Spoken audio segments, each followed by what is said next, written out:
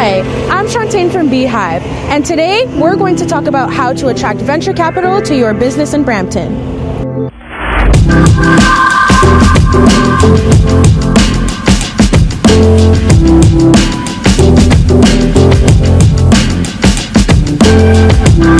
Venture capital is like a financial superpower for new companies with big dreams. It's money that investors give to startups that they believe will grow a lot in the future. So, how do you attract these investors? VCs seek founders with a vision, mission, and drive to overcome obstacles. So when a startup shows growth and success, it makes investors more confident and see less risk. Doing thorough market research and being realistic about your valuation is key.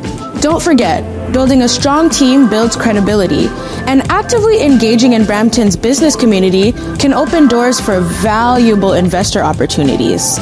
Make sure your ideas are safe, get your IP locked down, and double check there's nothing legally messy that might scare your investors away. Offer something truly unique or fix a big problem in a way that others can't easily copy.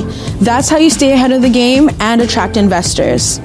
The Brampton ecosystem is hungry for new opportunities, new ideas, and the next unicorn. So follow our tips, and we can't wait to see you grow right here in the city of Brampton.